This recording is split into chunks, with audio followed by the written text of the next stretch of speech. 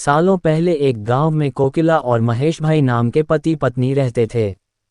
उनका जीवन सुख के साथ बीत रहा था। दोनों में प्रेम और स्नेह भी बहुत था, लेकिन कभी कभी कोकिला के पति महेश गुस्से में पत्नी से झगड़ा कर लेता था। कुछ समय बाद जब उसका गुस्सा शांत होता तो उसे अपने किए पर शर्मिंदगी भी होती थी। कोकिला को पता था कि उसके पति को अपने व्यवसाय में फायदा नहीं हो रहा है, जिसकी वजह से उनका स्वभाव चिड़चिड़ा हो गया है। इसी वजह से कोकिला पलटकर कोई जवाब नहीं देती थी। काम सही से न चलने के कारण महेश का ज्यादातर समय घर में ही बीत रहा था। उसकी पत्नी बड़ी ही धार्मिक स्वभाव की थी। घर में खुशियां लाने के लिए वो धर्म कर्म करती रहती थी। एक दिन दोपहर के समय उनके घर में एक बूढ़े महात्मा आए। उनके चेहरे के तेज को देखकर दोनों का सिर श्रद्धा से झुक गया। महात्मा ने उनसे कुछ दान करने के लिए कहा। कोकिला ने महात्मा को भिक्षा में दाल और चावल दिए और प्रणाम करके उनके सामने बैठ गई। उसी समय कोकिला की आंखों से आंसू बहने लगे। कोकिला के आंसू देखकर महात्मा ने इसका कारण पूछा। जवाब में कोकिला ने अपने घर का सारा हाल बता दिया। उसकी बातों को सुनकर महात्मा ने कोकिला को उपाय के रूप में साईं बाबा का व्रत करने को कहा।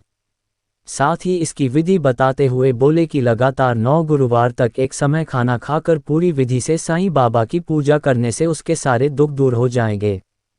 कोकिला ने महात्मा के अनुसार बताई गई विधि से प्रत्येक गुरुवार को साईं बाबा का व्रत किया। फिर आखिरी यानी 9वें गुरुवार को उसे गरीबों को भोजन कराना और साईं पुस्तकें बांटनी थी। किसी तरह से खाना और किताबों का इंतजाम करके कोकिला ने ये सब कार्य भी पूरा कर लिया।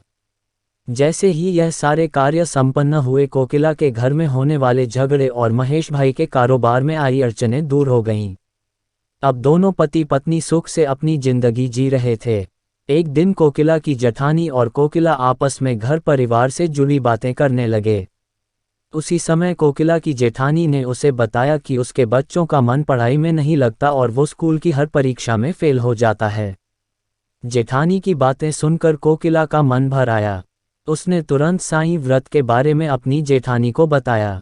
पहले कोकिला ने अपने घर का किस्सा सुनाया कि वो कितने परेशान थे और साईं बाबा की कृपा से आज कितने सुखी हैं। उसके बाद कोकिला ने अपनी जेठानी को पूरे 9 गुरुवार साईं व्रत करने को कहा और उसकी विधि भी बताई। कोकिला की जेठीनी ने ठीक वैसा ही किया और कुछ ही समय में उसके जीवन का संकट भी दूर हो गया।